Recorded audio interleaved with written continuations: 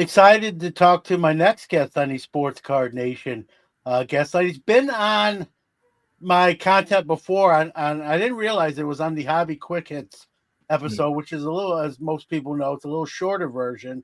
But definitely wanted to have him on Sports Card Nation and talk to him at a little bit longer length. This will be, as most know, I do the two parts now, but at least we'll get to talk to him for a longer length of time. But I almost want to say a man that doesn't need an introduction. You might recognize him with that hat. He's hard to miss. But Tim McEnery, welcome to Sports Card Nation. Slabstrong, BCW. You kind of man of many hats, although you wear one big one. Yeah, exactly. Yeah. Also, I saw it and I'm on, eBay Live, Fanatics Live with Sports Card Yeah. Nonsense as well. So yeah, definitely many hats. Yeah, like I said, you almost don't need an introduction. You kind of speak for yourself and whatnot. But I always love cutting it up with you, whether it's in person or this way, man. You're an enthusiastic, passionate hobby guy, right? We need more of that, or as much of that as we can get in the hobby.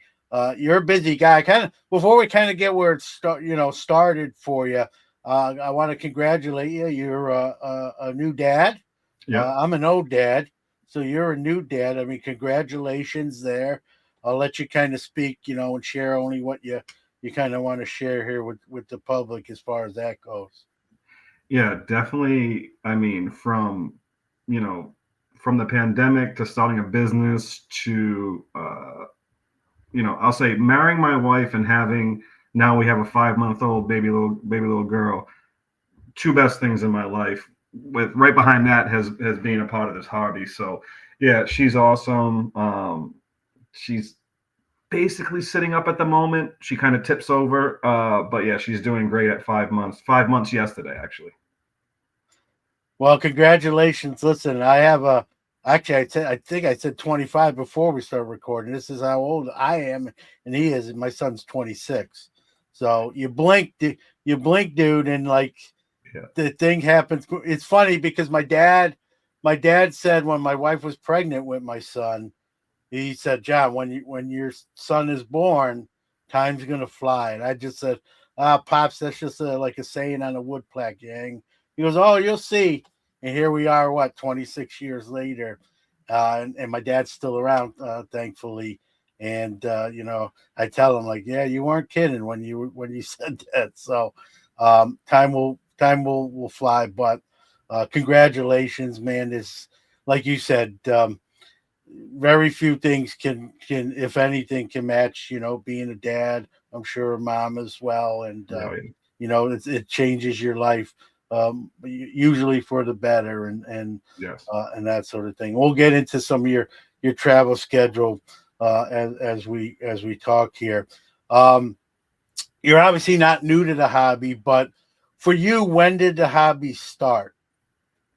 So for sure, I remember vividly opening 1990. So I'm 43. So at 8 years old, I vividly remember opening up um, flare basketball. The blue border on the side one, and man, that was great. That was So, an ugly year, though. At the time, we didn't think is, but later, like that was yeah, not my favorite year. But I get it. but I But think I think Jordan had three cards in that. I want to say for sure he had two at least, but that was just at a time when like there's no autographs. Right, a hobby box I think was probably what like $40, maybe $50, and you yeah, got a ton of packs. And I just remember just every Jordan, no matter what, goes right in the top loader. No penny sleeve at that time. I don't even know if they were around then, to be honest with you, but right in top loaders. That was a fun time. Now my brother's 3 years older than me, and my dad collected baseball, so for sure there was collecting going on. I just don't really remember before 8 years old, but yeah, vivid memory, and I still have that Flair set, that same one from when I was 8 years old. wow, that's cool. I love hearing that because you can't replace it. For me, Tim, and I'll make this story a lot shorter than it is. There was a '79 Reggie Jackson card. opening that first pack of 79 tops. I'm 53, so I got 10 years on you. And that's that first pack, like the fourth or fifth card in was the Reggie. I'm a New York City kid. I'm not a huge Reggie guy per se, but if you're 79 in New York, Reggie Jackson could have ran for mayor. Yeah. And pulling that card was the start for me. I don't, unfortunately, I don't have the original card. Well, what I did go back and buy like a PSA 8. It's on the wall over there, and it's just there to remind me sort of where it all began. Right, it wasn't about dollar signs or that sort of thing. It was about the love of baseball, and then the cards started, and Reggie being the toast of New York, especially at that time, and it's just a reminder when I glance over there to always remember how what it's all about and where it all started. So it's cool hearing you say that you still have that Fleer set. This is a reminder to you, kind of to where it all began. Obviously, you have more income as an adult than maybe in 92, 93. Kind of when, you travel a lot with shows and events and different things.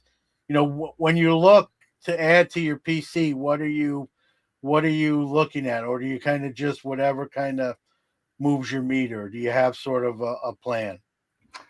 I definitely have a plan. I actually got a grail of mine at this past national. So don't get me wrong. I would love PSA 10s, SGC 10s, CGC 10s. Doesn't matter. Beckett 10s, right? Or 95s, actually, because those are cool too. So that part doesn't matter to me because my favorite number is 5. So I collect PSA 5s.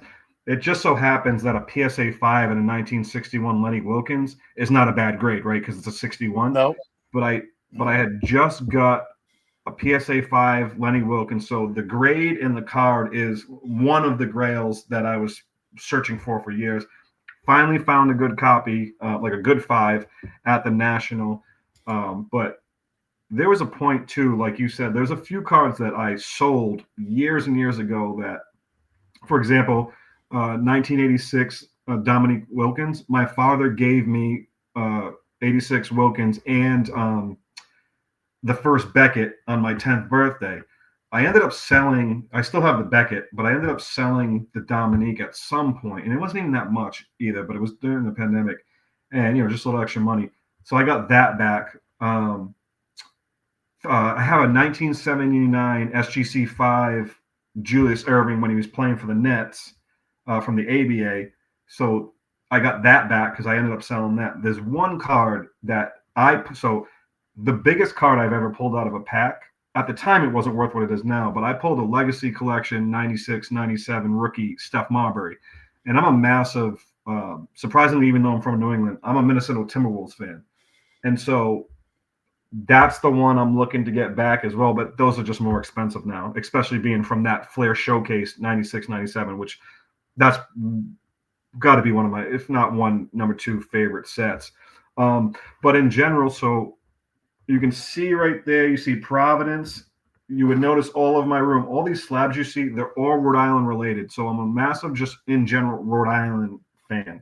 And that's everything from, I have a 1936 post serial King Philip card. So Indian chewing gum, everything from even like 4 episodes of X-Files were shot in Rhode Island. X-Files has a set from that year. I mean, anything you can think of Rhode Island related, I collect. And then on top of that, my favorite basketball player of all time is Isaiah Ryder from the Timberwolves, which people always think is random.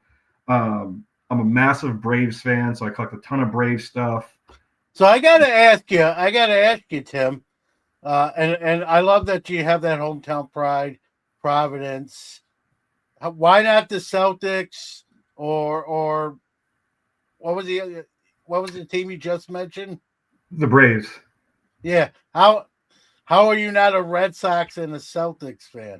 It's not that I'm not a fan, and I appreciate when New England's jumping, the teams are winning, right? And it's a fun atmosphere. We got the parades and everything, and just in general, right? I am a Patriots fan, but that's because in '96 we went to the Super Bowl, so I'm 14 years old at that time, right? So you're still like in it.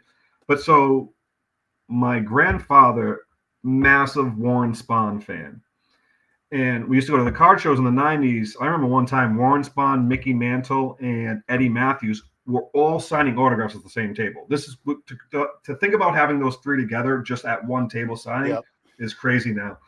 I played third base, so I'm a massive Chipper Jones fan. And in 1990, what was it? I forget what year, but I won it was like a little league game, right? And they gave me MVP of like one particular game. And in that game, I actually I don't have it displayed. I was given it was made in 1991. It was like one of those commemorative plates. It was Tom Glavine, and it's like beautiful. I actually got that signed by him like months ago. So it just all happened naturally. And then, like I said, Chipper Jones joins the team. I'm already playing third base. Andrew Jones is my second favorite player. I get to meet him in a few weeks. And the Timberwolves thing was, I think it was 92 or 94 when Isaiah Ryder does the first time I see through the legs in the dunk contest, right? So I'm a young, impressionable. I've always had love for the New England teams, but so it was Isaiah Ryder that got me involved with the Timberwolves. And now after that, they get Garnett and Marbury, so I just stick with that team. But yeah, the Braves is like my grandfather loved Warren Spahn. My father would always talk about it. And then obviously they were also amazing in the 90s, so you kind of just pick up on it.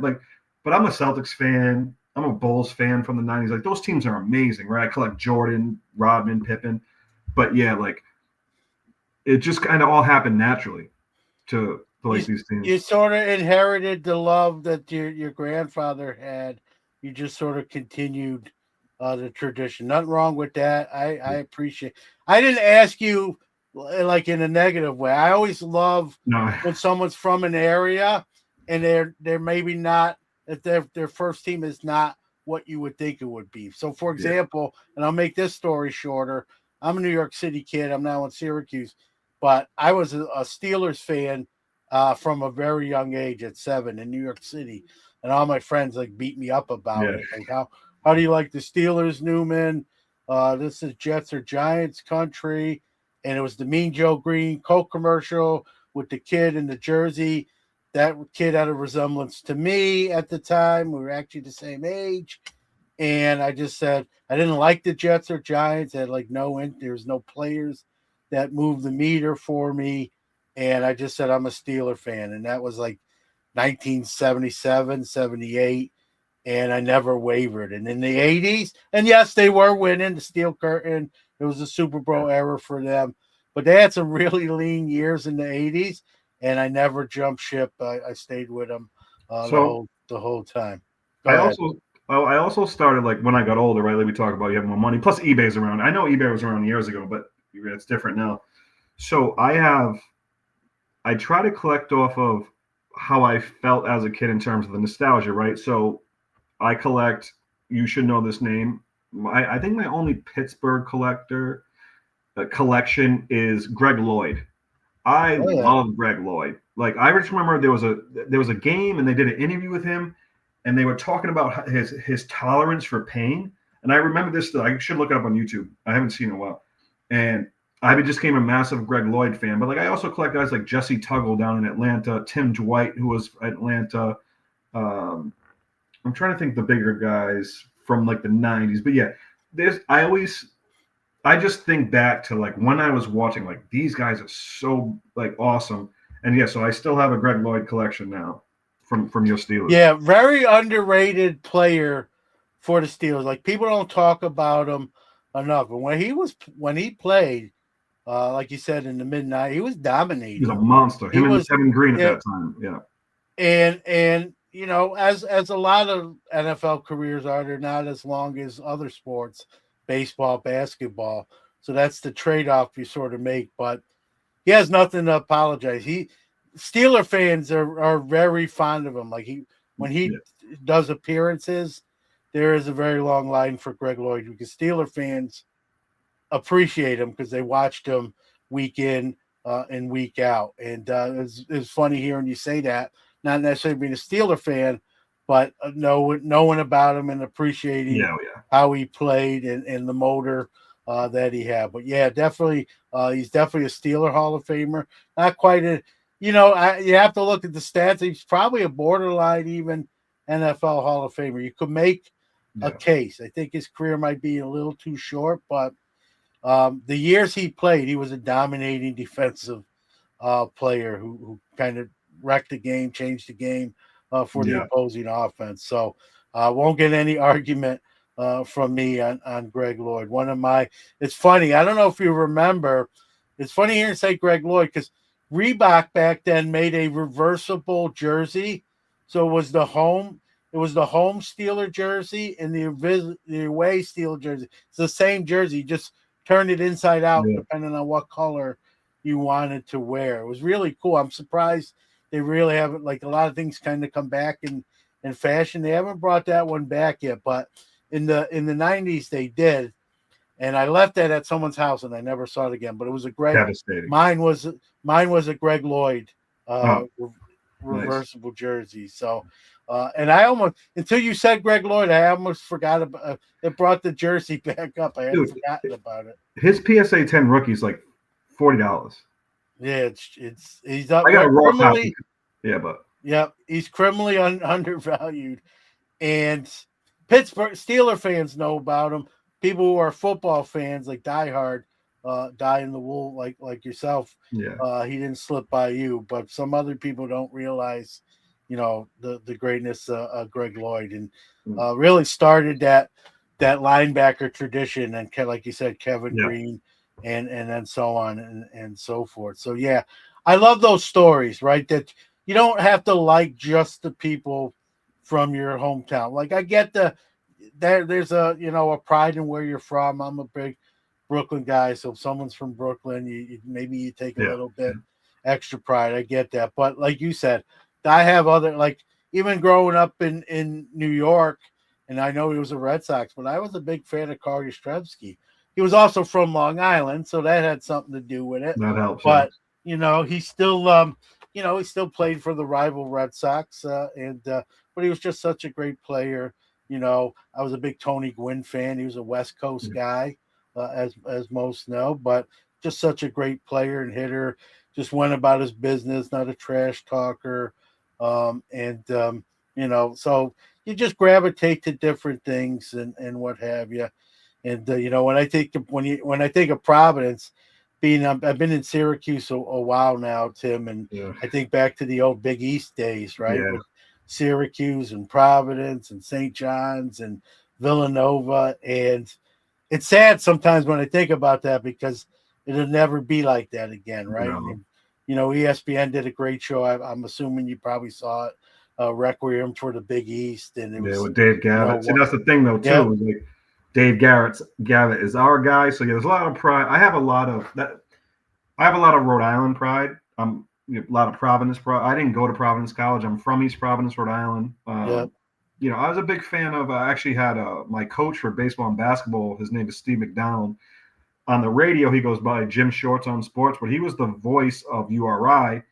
And at that time, he would take us to, like, the team to the games. And that was like the Catino Mobley, Tyson Wheeler's years, all the way up until Lamar Odom left. And so, like, I'm a massive Providence College fan, but just like I said, anything Rhode Island, anything that can connect me back. And the good thing about Rhode Island is obviously it's an old state, blah, blah, blah.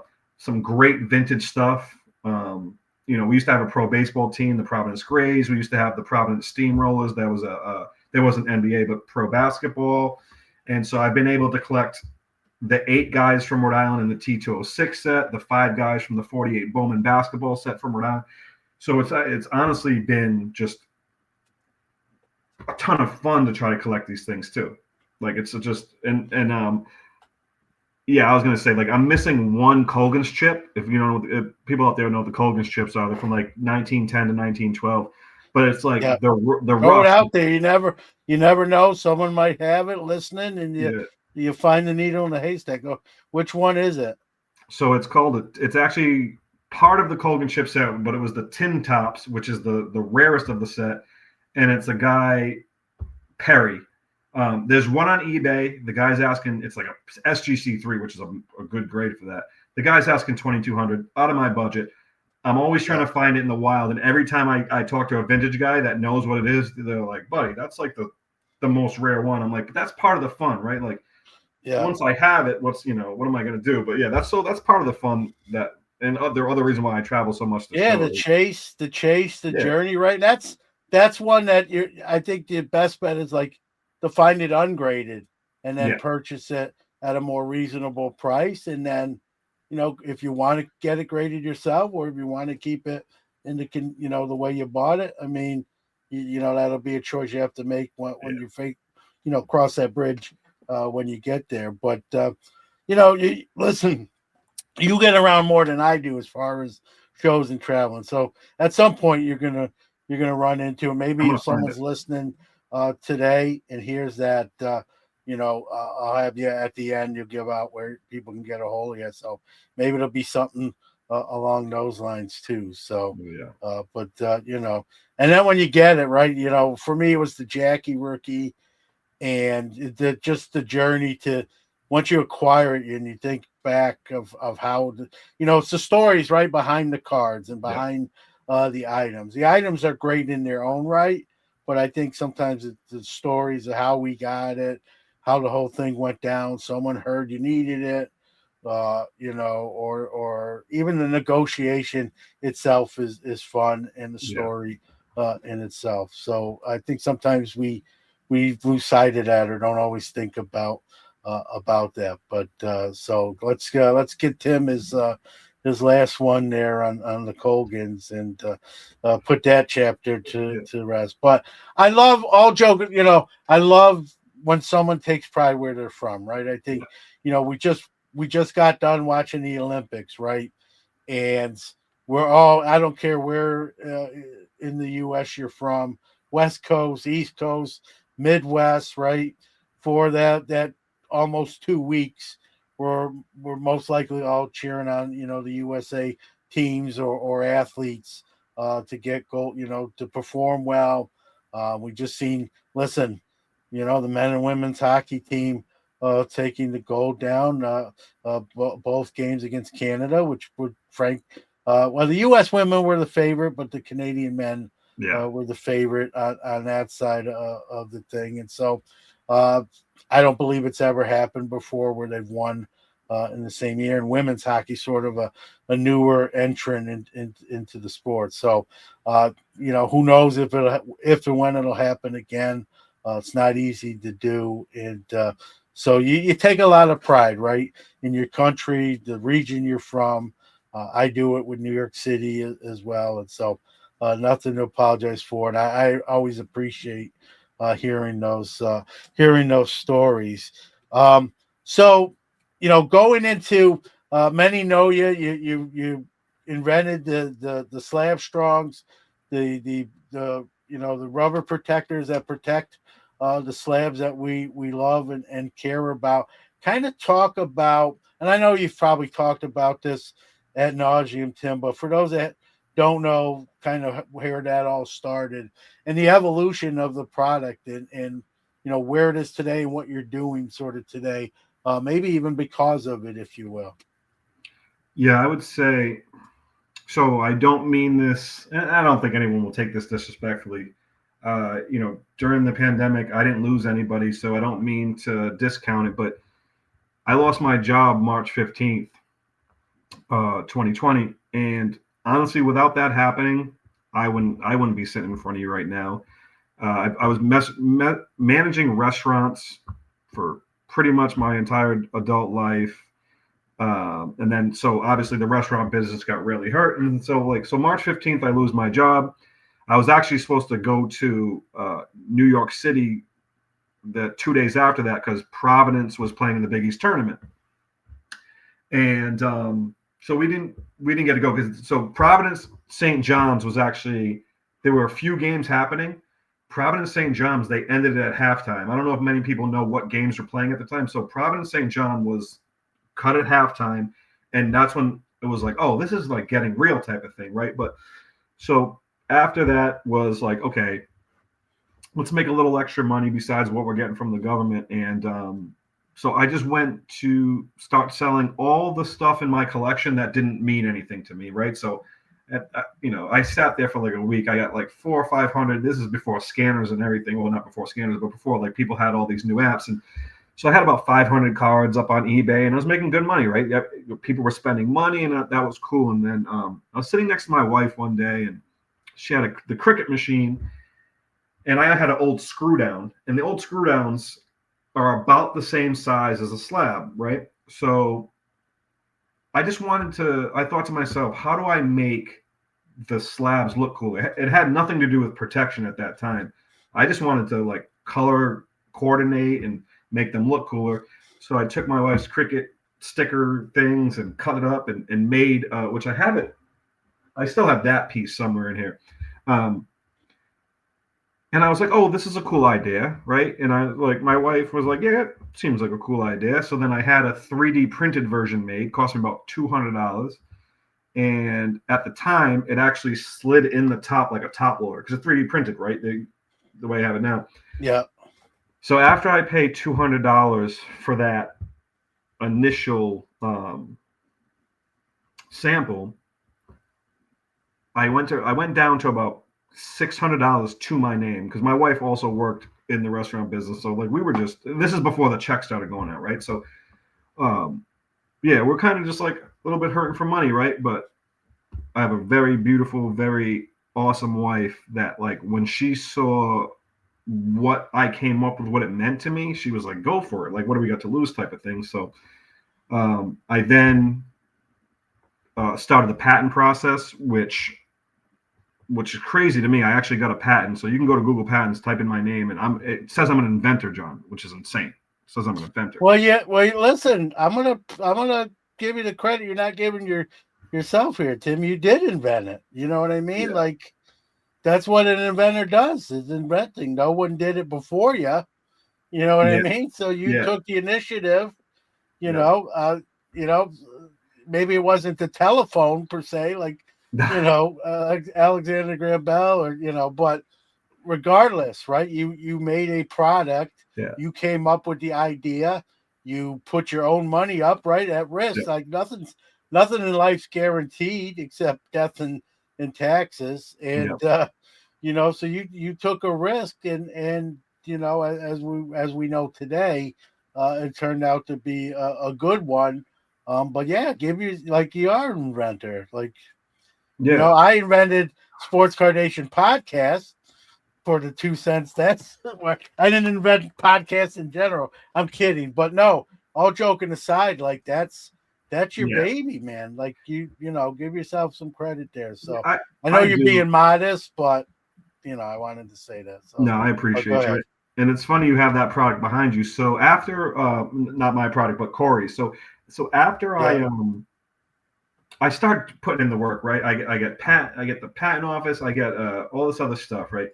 But I didn't know, like, I went to card shows as a kid all through the 90s, but I had to at some point show people what I made, right? You can't just have this idea or keep it to yourself.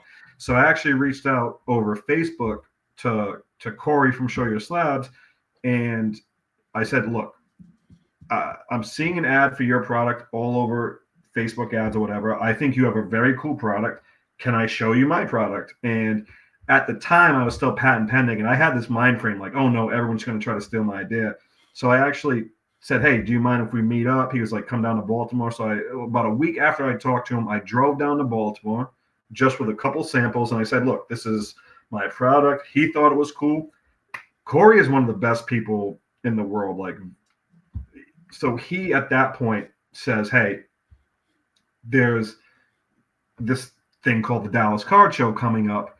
And now this is the first one that is like after the pandemic. This is the first show before the national. I don't know if you remember that. The Dallas Card Show was the first show. It was May 20th of 2021. So Corey says, hey, you can come down and set up at my table. At that point, first of all, I took the initiative and did it with him.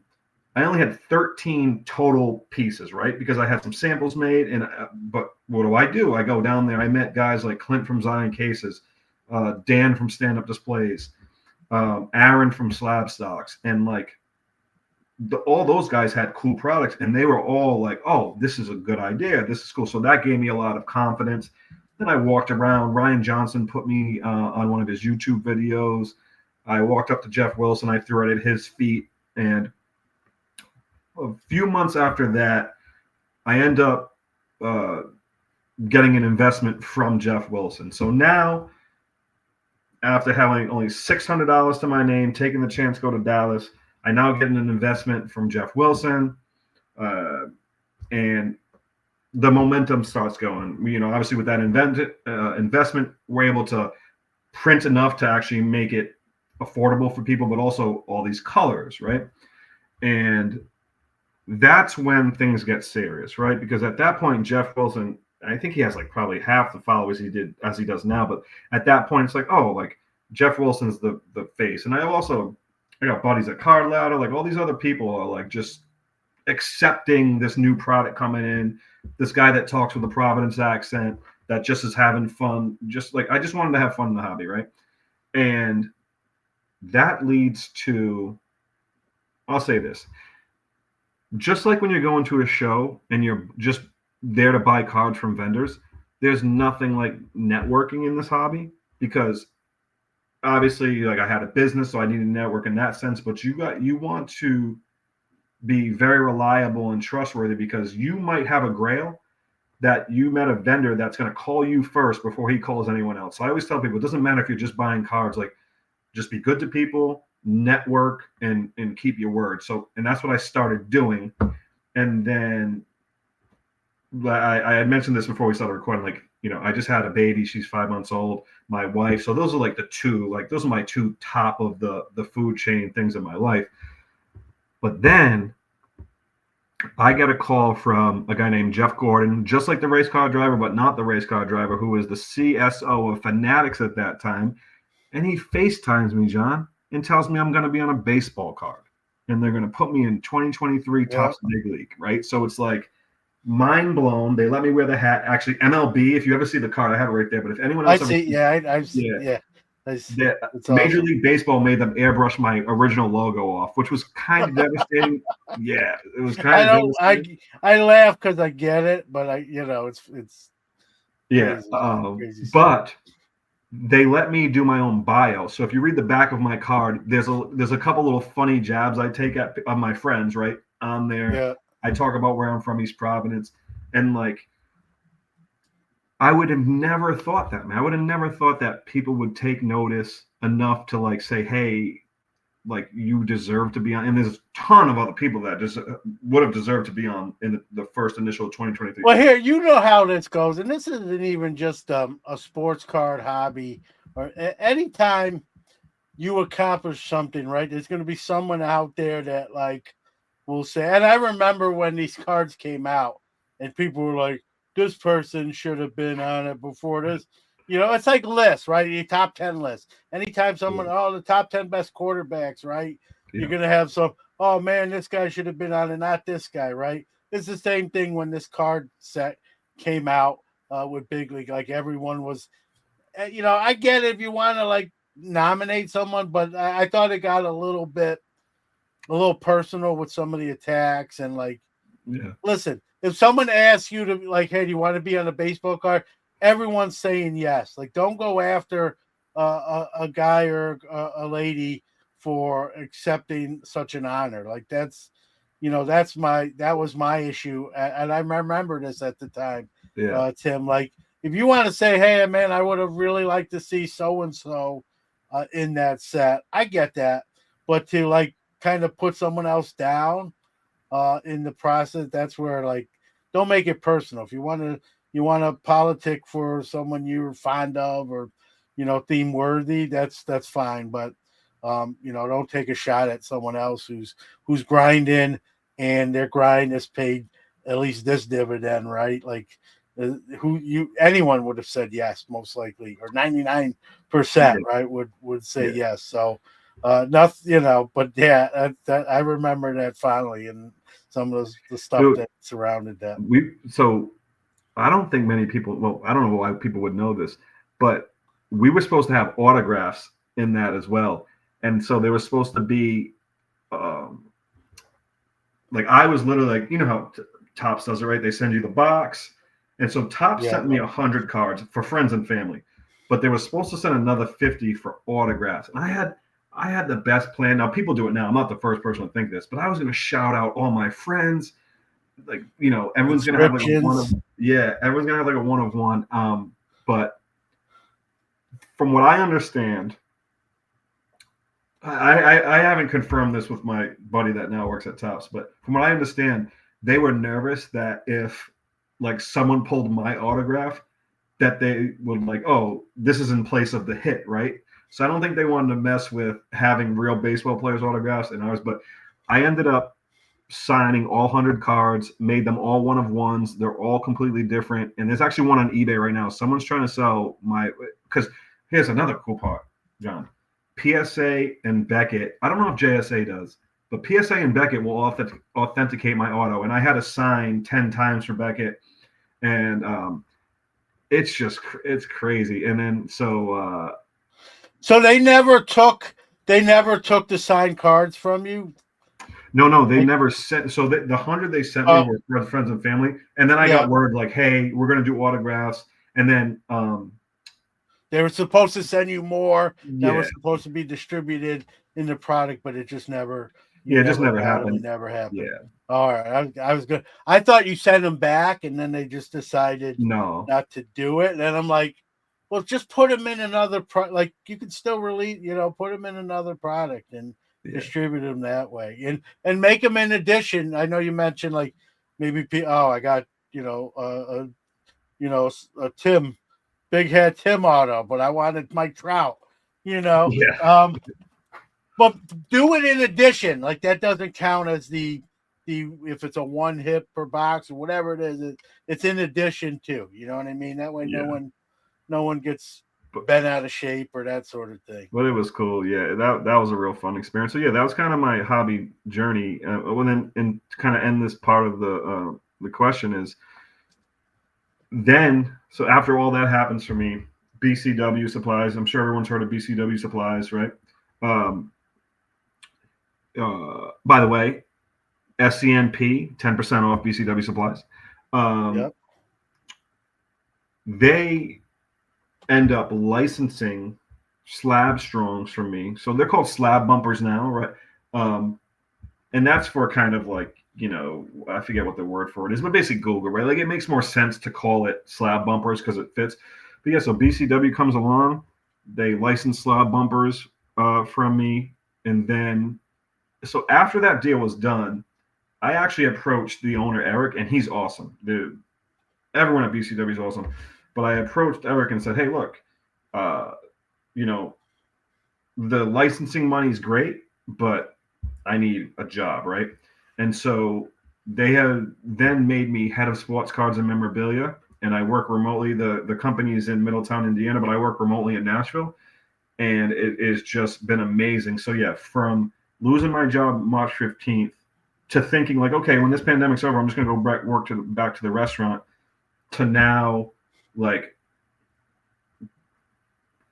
making pretty good money, right? Sustainable, having a kid, get to rock the big hat. I get to just talk cards all the time. Like I would have never thought that it was going to happen this way, and it's just been awesome. Like I really can't complain. It was a listen. You've heard this saying, right? It was a blessing in disguise. You didn't know it in the Yeah, moment. Obviously, there's no way you could know it in the moment. I'm sure anyone that's lost their employment or their job, it's scary. I don't care yeah, if you're young, you're old. It doesn't matter. I'm in the teaching profession now. I'm in my fifth year.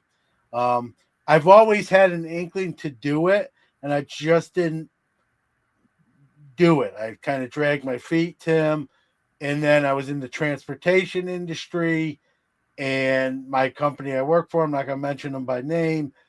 They had some bad quarterly, profit reports, and they start downsizing a little bit. And so I came into work, and my boss said, "Hey, we're eliminating your position," and didn't really know. that was going to happen. Like sometimes when you lose your jobs, the writing's sort of on the wall, and you can sort of brace for impact.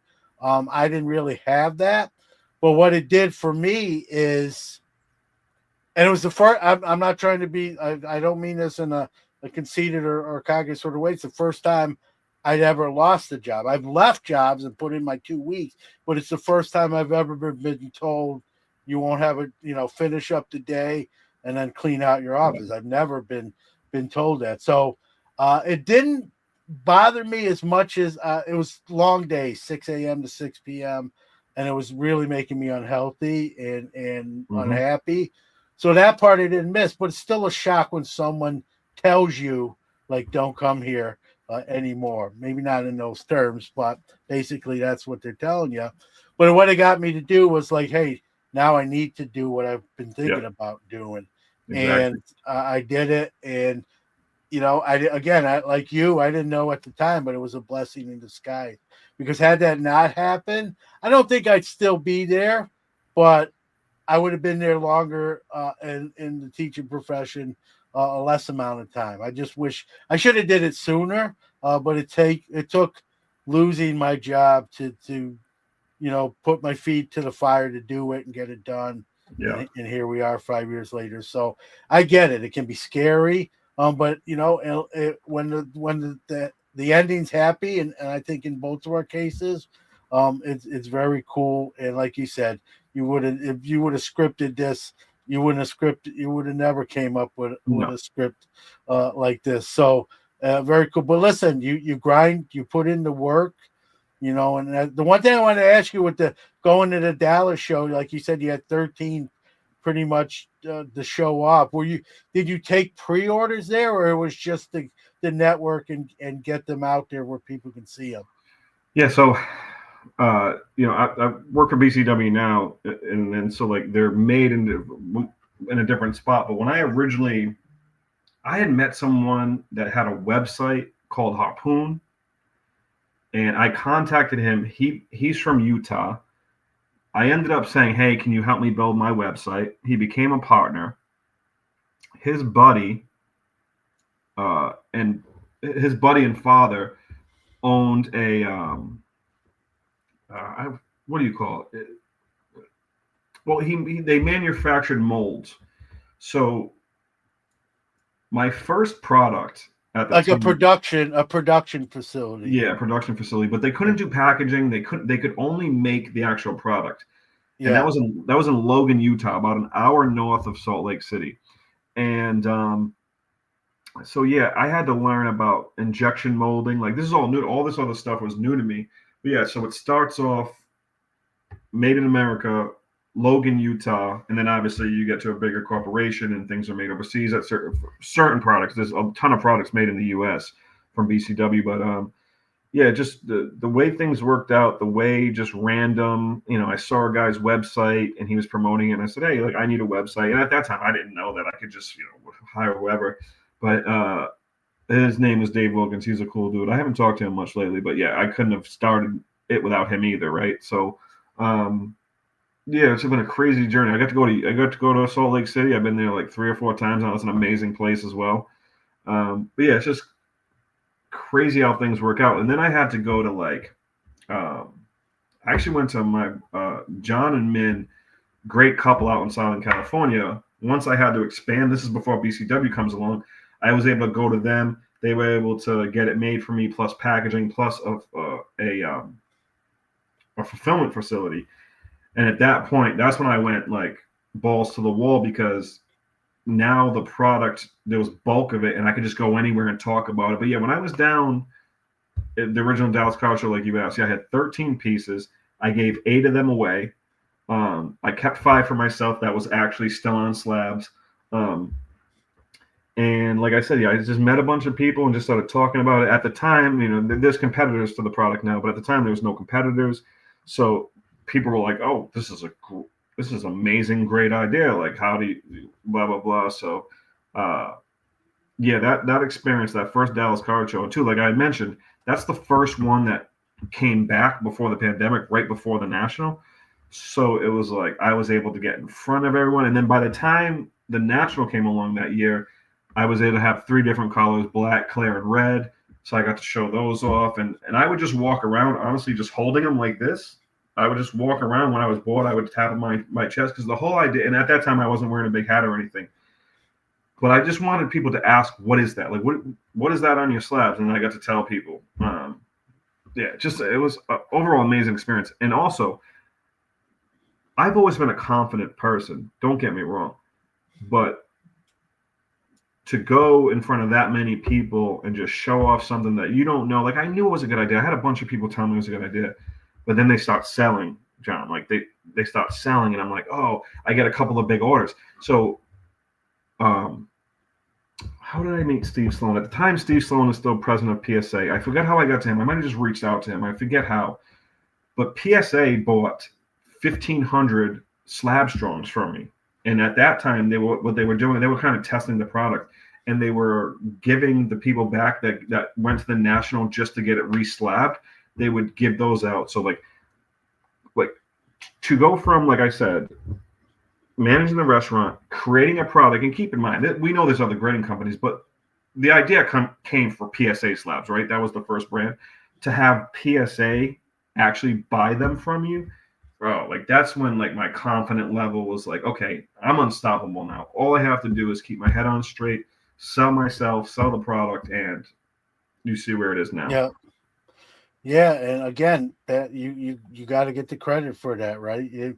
You came up with the idea, you put your own money up, especially at a time period in your life where it was harder to do that, let's say then, than it would be to do the same thing now. You took a risk, right? There's no guarantee. Even you, like you said, you're confident, but you don't know it 100% certainty. Yeah. You took a chance, right? So like you said, here we are. What a crazy, like, you couldn't write, if you wrote this as a script, Disney might not even, like, Yeah. Disney might reject it, right? So but I think it's a testament to, working hard, grinding, seeing something through, right, and keep going. And I'm sure we don't have to, but you probably had some roadblocks here and there. Like you said, you had no idea about production. You had to learn a lot of things that Mm-hmm. you like you said, I'm a restaurant guy, but I had to learn, I had to get out of my comfort zone and learn some things that I wasn't familiar with. But being an intelligent, smart guy, right? It was probably maybe easier for you than someone else, but still not a layup. You still got to put in Yeah. the work and do the research and the studying and learning what it entails, and that stuff too. But everyone thinks, well, everyone always puts too much emphasis on money too, right? There's time Mm-hmm. that goes into this, and time is money. So it's not always just dollar signs, but in your case, it was both, right? You had to put the time in Yeah. and the financial backing, as well, and things just sort of, the chips fell in the right place, as they say, and here you are at BCW. Listen, it's not a shameless plug. Like, you already know this, and a lot of other people do listen to the show, but like, their products, I stand like, I use them.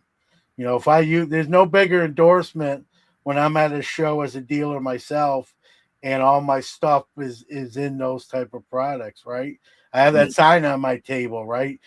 That use that code for the 10% off. So I'm not going to do that if I don't like the product, right? And the thing I love about BCW, besides just in general, right, is they make stuff, and I'm preaching to the choir here, Tim, but they make stuff, when we think of supplies and we think of some of the companies, and I'm not going to mention them all by name, people know them, right? Soft sleeves are, pretty similar, top loaders, right? Yeah. But BCWs make stuff that, like, you can't get anywhere else. No. Like, you have to go get Yeah. them from them.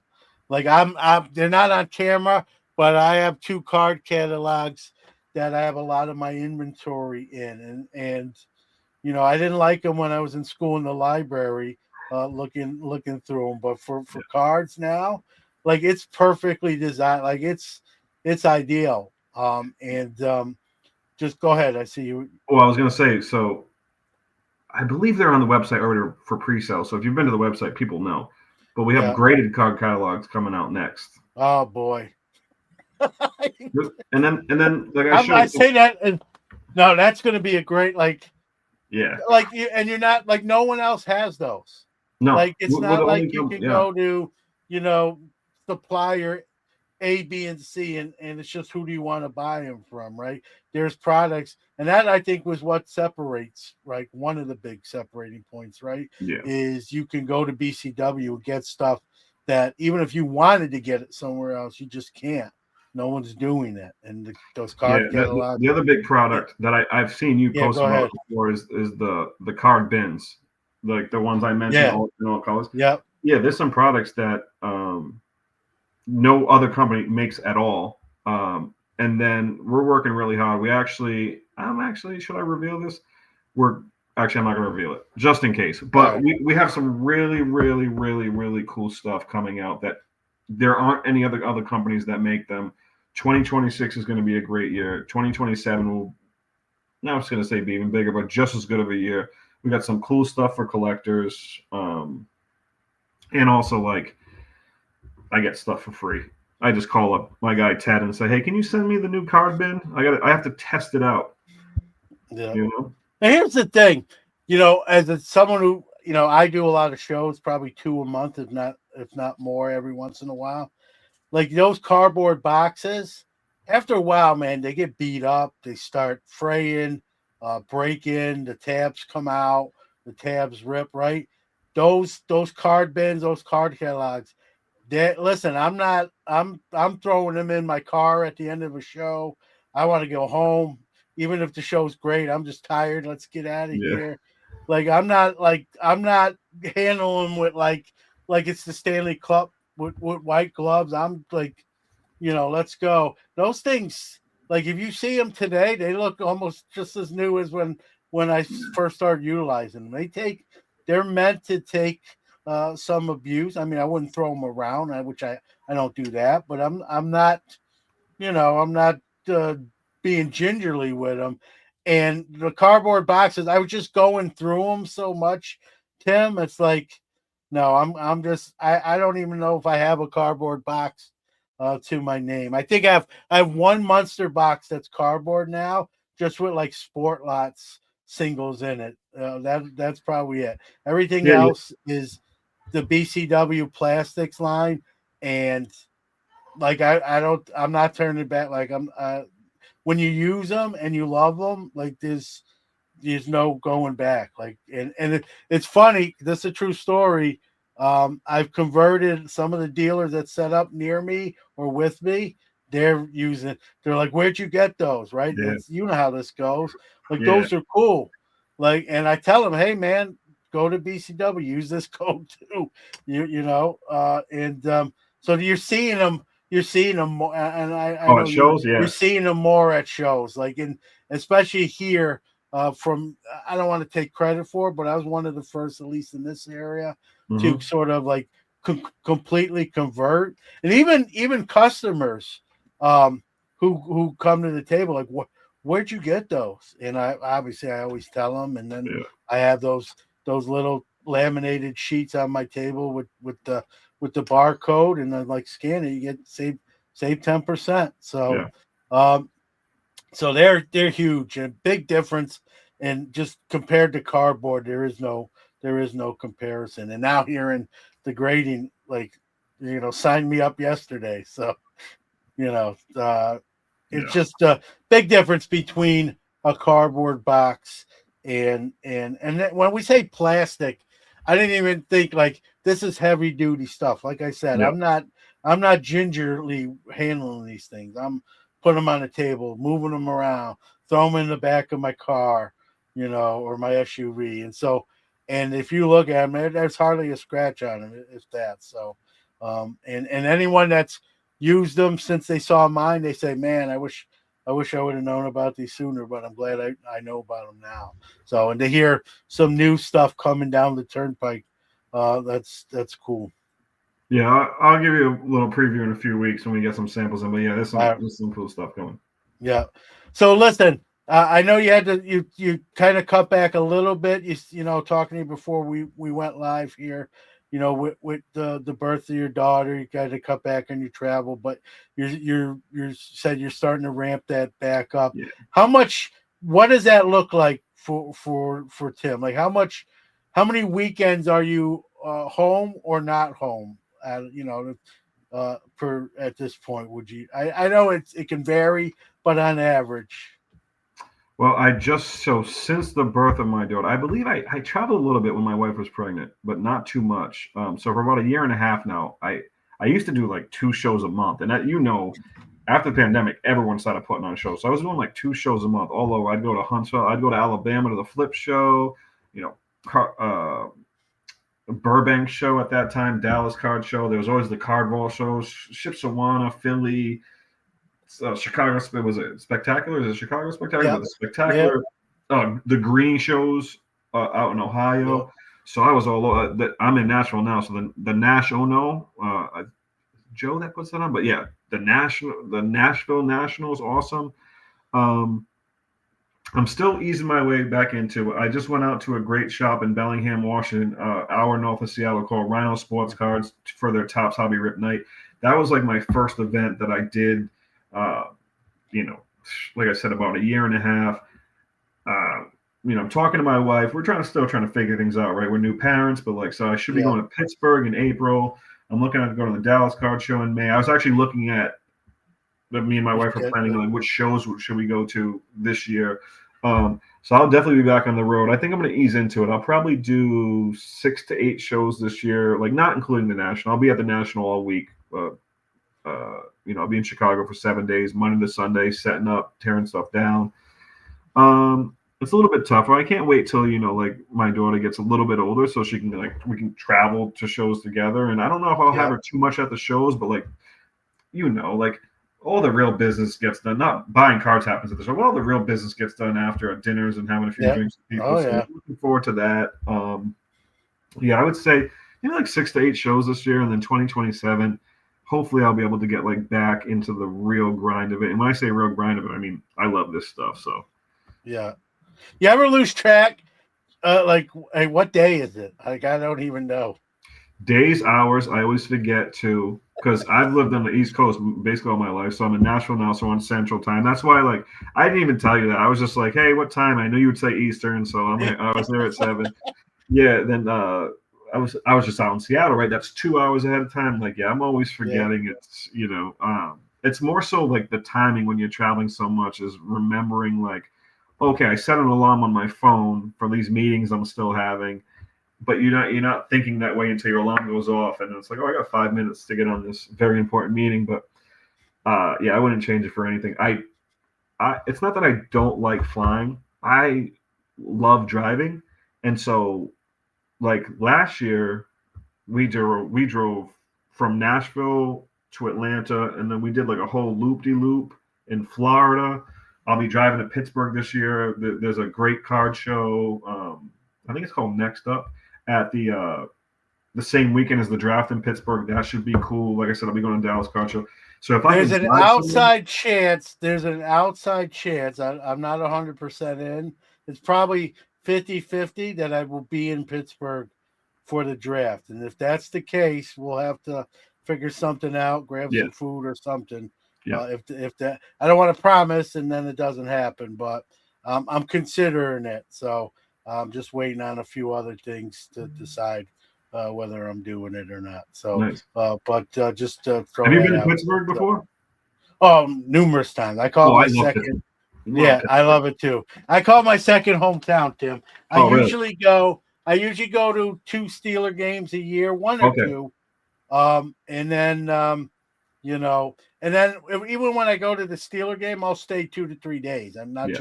I'm not just coming in for the game and then leaving the same day. I'll come in a day or two before. My wife's a big Steeler fan. My son's a big Steeler fan. So sometimes it's just me and my wife. Sometimes it's me and my son. So everyone, when my son was younger, it was all three of us. So we make like a 2 to 3 day kind of mini vacation, if you will, around the Steeler game itself. So, and when now with them having the draft, in different cities, and now that Pittsburgh has it, I'm like, I wish they had a higher pick, but there's rumors that they're maybe trying to trade up. We'll see. I don't know. But I want to go. I'm kind of leaning to go for the event. So there's a list you get on for like tickets, and if the NFL comes back and it's free, it's just you got to get selected. If I get an email saying congratulations, you have this, and this, it'll probably just be me, but I'll probably go for a couple days. So that's cool. Yeah. Just keep that if everything falls, if the stars align, I might be there at the same time. So yeah, that's cool. So I and kind of coming down the turnpike here, Tim, kind of wrapping it up. I do a thing I call it the hobby magic wand. It's not obviously. It's too bad it's not real, but it's real for this show. I give it I don't give it to every guest, but I'm going to give it to you. You can kind of make one wish. Something you want to not see anymore, something you want to see more of. You only get one hobby wish, so to speak. What would you do with it? The hobby magic wand. I would wave my magic wand, and Tops and Upper Deck would just make a wink handshake agreement to allow Upper Deck to make basketball, baseball. Did they make football cards? Yeah, they made football cards. But basketball and baseball cards again. Upper Deck. I love it. Yeah, I visited their facility before. Jason's awesome, the president. Like, he's such a good guy. Yeah. My friend Billy works there. Like, I just wish money's money, right? Like, these big corporations, they don't care. But if I could wave a magic wand, even Panini, throw Panini in there too, but not for this wish. Upper Deck gets to make basketball cards at minimum, and baseball too, but Upper Deck gets to make basketball cards again, so we can get some licensed Jordan stuff in with the other guys, and we can, so that's what I would wish. Upper Deck and I like it. That's a good one, and I second that, right? In the heyday, and they have some even with their hockey stuff, which I'm privileged to get to review. They send me some stuff to review, and they have some great designs, and it's funny hearing you say that, Tim, because I say to myself, man, I wish they were still doing football, baseball, and basketball. Like, with some of the designs and their innovations, like it's almost sad. They're not doing bad, don't get me wrong, but like knowing what they could do if they had that capability, like you just said, I would love to see it. So you won't get it. And one of the I don't do this all the time with the Hobby Magic Wand. I got to say that ranks up there as one of the best responses without making anyone else feel bad for that one. Very good, and I agree. And you know what? Maybe someday, I don't know if I'll be around. I'm older than you, so I might not be around to enjoy it. But maybe someday that happens again, or maybe I've talked about this on the podcast. Tim, is maybe it gets to the point where Tops even if they have the licensing, they sublease it or say, hey, give us so much and you can do 3 products or whatever.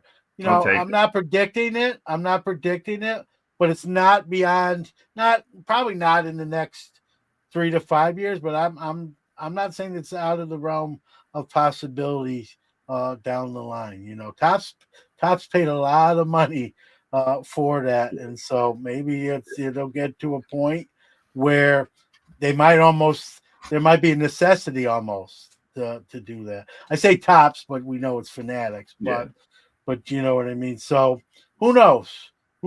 And if the day comes, I will be right there at the front of the line cheering that on like you. If they told me there's going to be, call it, what year are we in? If they said in 2030 there's going to be an Upper Deck Top/Fanatics basketball product, I would spend the money pre-sale tomorrow. Yeah, I agree with you.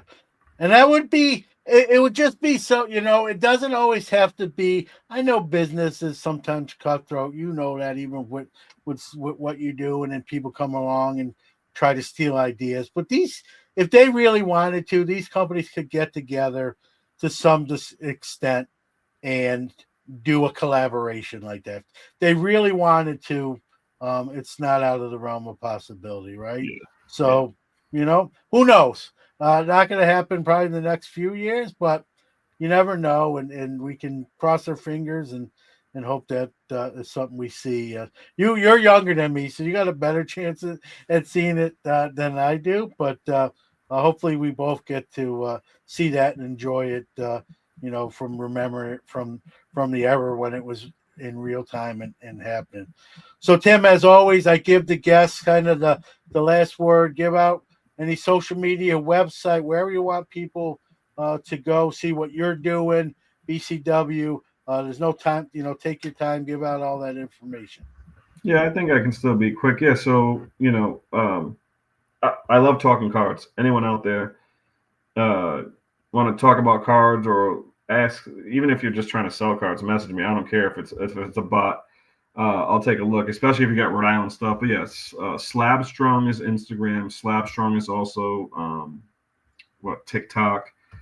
But in terms of if you want to buy slab bumpers or any other product that BCW makes, from penny sleeves, top loaders, card bins, card catalogs, you can use John's discount as well. But go to bcwsupplies.com. I'm trying to think. Oh, like I'm also in Nashville because I work closely with Sports Card Nonsense. So check us out on Fanatics Live and on eBay. I'll be on eBay Live on Sunday, I think at like 6:30. Come by. We like to have a lot of fun. Talk some crap in the messaging. We don't care. Like, we like to have a lot of fun talking cards. But that's it. Oh, and obviously, if you see me at a show, come say hi. Look for the big hat. Just come say hi to me. Like I said, I like talking cards. It still amazes me that people even want to come talk to me at shows. Even though I'm like one of these humble brag people where it's like I'm just pretending to be humble, but absolutely come talk to me. We'll have some laughs. We'll have a lot of fun. So, but yeah. Tim is, and I'm not just saying this. I've said this. I think when you're not on the screen with me, man, you're one of the most genuine, passionate, people in the hobby. Like, there's no phoniness. Like you said, you love talking. Sometimes people will talk to people and they're just sort of going through the motions, if you will. That's not me. That's not you. Right. We enjoy. Sometimes my problem is, Tim, even like at like the National or another show, like I get to talk, me, I get to talking and it's an hour later. Like, oh my God, I'm gotta be here at such I'm never late, but I definitely have had some close calls because, I like you, I like to talk to people. I love the hobby. I love those conversations and that sort of thing. And so it's just, I think people appreciate that, especially with you, and probably a little bit with me. But like I always say, you're not. I always have no trouble finding you. Other people, like, hey man, didn't you see me? No, I was 40,000 people. Yeah. Tim, I just look for the hat, and there you are. So look for the hat, or look for great idea. Someone said, Newman, why don't you wear hat? I'm like, Tim's cornered the market. I can't steal like he's done it already. There is a guy, we'll say this. There is a guy at my local Syracuse show here. He's behind this table and he's rocking the big hat with his card. Is it the blue hat? Is it the blue one? I think it's red.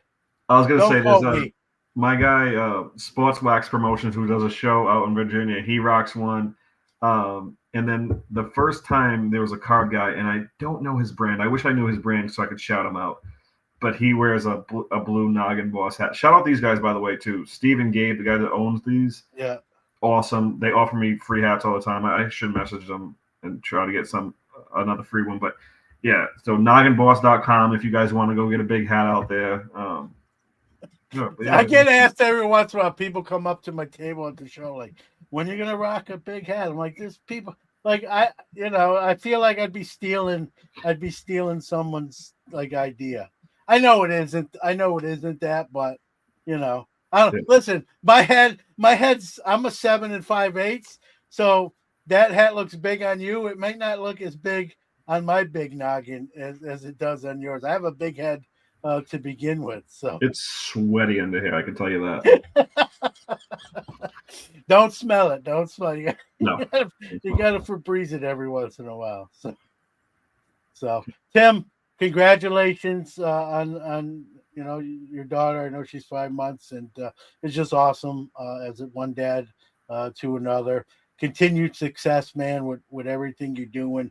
You earned it. Wasn't given to you.